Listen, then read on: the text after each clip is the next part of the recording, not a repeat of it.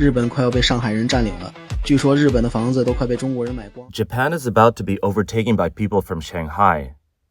It is said that Chinese people are buying up almost all the real estate in Japan, with Shanghai residents leading the charge. Japanese media reported that 70% of foreign buyers in Osaka are Chinese, and 30% of them are from Shanghai. Why is everyone from Shanghai rushing to buy property in Japan this year? I heard from a Shanghai friend that there are two main reasons. First, the rental return rate for houses in Japan is very high, especially in big cities like Tokyo and Osaka, where the annual rental return rate can reach 6%. This is much better than keeping money in a bank. Second, even though Japan is not an immigration country, there are no major restrictions for foreigners to live or buy property there. As long as you have a passport, you could buy property easily. The second reason is that Japan's property prices are much more affordable compared to China. The price per square meter in Tokyo is around 40,000 yuan, and in Osaka it's about 20,000 yuan. The key point is that Japanese properties come with permanent ownership, and there's no shared public area. When you buy a house, even the land beneath it is yours, unlike in China. If you obtain permanent residency, you can enjoy the same benefits as the locals, like free healthcare for the elderly and children. Japan is very close to China, so you can travel back and forth in just a few hours, and there's almost no time difference. Some netizens said, it shows that the place must be good if people are choosing to go there, and the food is healthier, and you might live longer. A middle-class family from Shanghai recently moved to Japan and shared their experience on Douyin. 卖掉上海的老房子，我们一家带着800万去了日本大 We 阪。 sold our old house in Shanghai and moved to Osaka with 8 million yuan. We couldn't bring our elderly parents, but the money converts to around 160 million yen.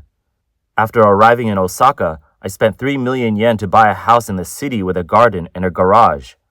The location is very convenient, close to schools, shopping malls, and hospitals, and just a 5-minute walk from the subway station. The house and land in Japan come with permanent ownership, and it's well decorated, so we can move in right away. My kids go to a school for free, and healthcare is also free. Adults only need to pay 30%, and the rest is covered by insurance. We don't have to worry about not having money for medical treatment. The man said they enjoy going on road trips with their kids, and they bought a Toyota Prado, which costs over 700,000 yuan in China, but only around 300,000 yuan in Japan. He also invested in a guest house. He is optimistic about Osaka's future development, with an investment return rate of around 5% annually. While he knows some people have negative views about Japan, he shared that this is his family's real-life experience, and he feels Japan is a good place to live. Netizens left comments asking, "How did you transfer the money? Please share." And "How can we go there if we don't have money?" Since the strict COVID-19 lockdowns, many Chinese people who feel they have no control over their lives have immigrated abroad. With Japan easing its visa requirements, not only the wealthy, but also China's middle class have been moving to Japan. Chinese people have now become the largest foreign group in Japan. According to Japan's immigration data, by the end of 2024, the number of Chinese people living in Japan will reach 870,000, and it is expected to exceed 1 million by 2026. Unlike previous generations of Chinese immigrants, who were mostly students, interns, or struggling workers, recent Chinese immigrants are generally wealthier and more financially savvy. After weighing the pros and cons of other overseas destinations, many have chosen Japan. Currently, Chinese immigrants dominate the highest value visa categories in Japan. In 2023, 51.3% of management and administration visa holders and 65.7% of high-level professionals were Chinese. In contrast, the number of Chinese citizens holding technical intern visas has been steadily decreasing, as this visa does not allow holders to bring their families. Back in 2015, China was the largest group of technical interns, with over 38,000 people, accounting for 43% of the total. However, by last year, China had fallen to fourth place, with only 7.4%. A new wave of wealthy Chinese immigrants is heading to large cities like Tokyo and Osaka, impacting the luxury housing market and increasing competition for elite international schools. For the upper middle class from China, high-rise apartments in the Tokyo Bay Area are 40% cheaper than equivalent properties in Beijing. They're better in terms of quality and location. Some prefer a simpler life in Osaka, where the rent is lower. Over the past decade, the number of Chinese people in Osaka has nearly doubled, and in some neighborhoods, 90% of the residents are Chinese. A man in his 60s from China said, "It takes about 2 hours from Kansai Airport to my parents' home in Shanghai, and it feels just like being in China." More and more Chinese parents want their children to receive an education in Japan. Bunkyo Ward in Tokyo, home to the University of Tokyo and some of the city's best public schools, has seen the number of non-Japanese children in the area more than double since 2019, with Chinese children making up half of the newly added children. As of November 2024, the University of Tokyo had 3,545 Chinese students, accounting for about 70% of all foreign students and over 10% of the total student population. A 27-year-old Chinese graduate student at the University of Tokyo told Nikkei Asia, "In Chinese universities, admission standards are not based only on exam scores, but also consider the applicant's place of birth. But the University of Tokyo does not treat foreign applicants unfairly. The admission standards at the University of Tokyo are definitely lower than those of Peking University and Tsinghua University." For many new Chinese immigrants choosing Japan, the country's advantages include its proximity, suitable climate, well-developed social security system, and shared cultural traditions. In Tokyo, you can see the elegant architectural style of China's Tang and Song dynasties, which have been systematically and completely preserved in Japan. The emerging Chinese community in Japan does not speak Japanese and tends to remain isolated from Japanese society. They communicate through online groups and building their own ecosystem.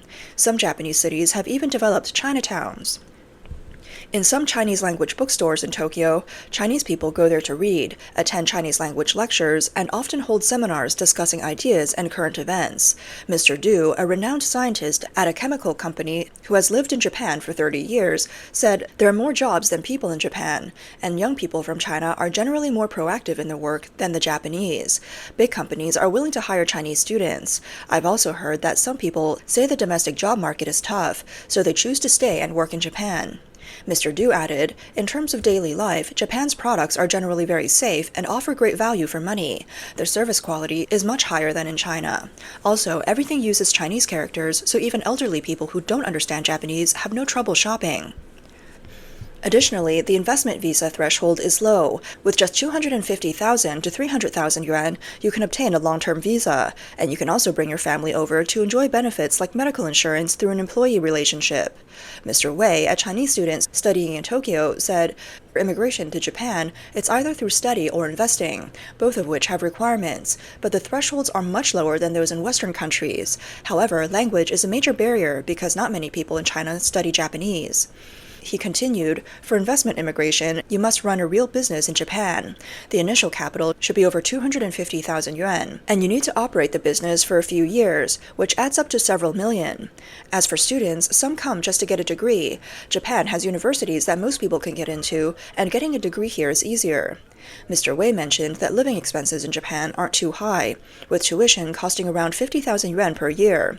Living expenses depend on one's lifestyle, but 50 to 60,000 yuan a year is enough, although it might be tight. After graduating, if students want to stay in Japan, they can switch from a student visa to a work visa. It's easy to find a job, as long as you're not too picky. He said, "In the past 2 years, many people from China have come. Our language school teachers say there are more and more Chinese, but Chinese students are different from students from other countries. Most Chinese don't work part-time. I don't know their family backgrounds, but most likely they're doing business or come from wealthy areas like Beijing and Shanghai." Mr. Wei also highlighted Japan's convenience. He said Japan is close to China. A round-trip ticket can cost as little as 1,000 to 2,000 yuan when it's cheap, and even when it's expensive, it's only around 3,000 to 4,000 yuan. Sometimes flying back to China is cheaper than a domestic flight. In terms of language, he noted that speaking Chinese to Japanese people won't help, but there are many Chinese people in Japan, especially in the service industry. Many shop assistants speak Chinese, and some stores even use Chinese for customer service. Analysts believe that for China's wealthy elite, immigration to Japan may be motivated not only by economic and cultural factors, but also by political ones. Since the CCP's strict COVID-19 lockdowns, more and more Chinese people have become disillusioned with the political environment in China. The frustrations from harsh lockdown measures, political instability, intensifying Sino-US competition, and stricter regulations in the business environment have made the middle class restless. Some business tycoons and intellectuals have also moved to Japan in search of a better life. A Beijing journalist who moved to Japan in 2023 stated that the strict COVID-19 lockdowns changed his perspective. He explained, aside from his children's education and the long-term security of his family's assets, he sought freedom of thought and speech. Moving to Japan has given some Chinese people the courage to criticize their government. One netizen commented, for some business owners, political considerations may weigh more heavily. They might not earn as much in Japan as they did in China, but economic factors are secondary. They feel China's political environment is worsening every day and fear it might regress to something like North Korea. They want to escape early to keep a fallback option, obtain status in Japan, and be able to return if anything happens, so that they can always go back to Japan. Mr. Liang, who has lived in Tokyo for many years, stated that Japan lifted all COVID-19 control measures starting in March 2023, and since then there has been a significant influx of international students and investment immigrants. He said, from March 2024 until now, the Chinese community in Japan, especially in Tokyo, has made great progress. Several brick-and-mortar bookstores have opened, and there are various mutual aid organizations, book clubs, and all kinds of activities popping up. This didn't exist before. I've been in Japan for more than 10 years, and during this time, there was almost no Chinese community. It used to be centered around the Chinese embassy, with some hometown associations, business associations, and professional organizations. He added, there are definitely many more public topics discussed, and these discussions often involve politics in China. Many critical voices have come out. In Japan's environment of freedom of speech, people are indeed willing to speak their minds. I've seen some people bravely criticize the government. Some have even created YouTube channels to openly criticize the Chinese Communist Party. Professor Akio Takahara, a political scientist and China expert at the University of Tokyo, said 100 years ago, all those revolutionaries came to Japan and found that Japan was a good base for preparing political change. Japan could play a similar role in the future. A victim of a P2P scam from Qingdao shared that he moved to Japan for freedom of speech. He had been scammed out of more than 700 yuan in China and persecuted by the police and courts. His main goal in leaving was to expose those who had persecuted him. He strongly agrees with the idea that Japan is a base for anti-CCP activities. He said, after all, in every country abroad, there are probably organizations that want to oppose the CCP. He also mentioned that he feels a large proportion of people in China have seen through the CCP, spanning all social classes, with a higher proportion in the upper classes. He said, from the comments on Weibo and Douyin, you can figure out that if there's only a few comments on a post with hundreds of thousands of likes, it shows that the CCP has deleted most of the comments. On videos that haven't been deleted, there have been many sarcastic comments about the CCP. He said, you can tell that most people don't like the CCP, but they don't have the courage to resist. No one dares to lead. It's not possible to abandon their families and take up arms against the government. As long as the CCP still has money to control the minions, there won't be any substantial resistance in China, unless it can no longer afford to pay those minions, or unless the minions themselves rise up in protest. However, it now seems that achieving this goal is not difficult because the vast majority of China's wealth is controlled by the Chinese Communist Party. So, after China's economy takes a significant downturn, the party's money will no longer be able to sustain those people. One netizen hopes that in the future, Japan could play a similar role to what it did 100 years ago when it nurtured China's reformers and opposition figures. He said that Japan has gradually started attracting some of the liberal, pro-democracy activists and YouTubers who were previously in the United States, Europe, or Thailand. Japan offers great conditions, and these people are considering coming to Japan to pursue related activities.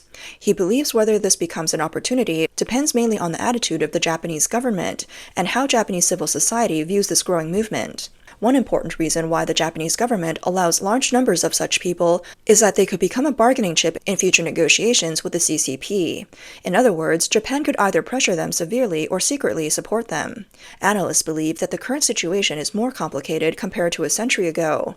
In recent years, many Chinese who have been brainwashed have come overseas, engaging in shameful activities.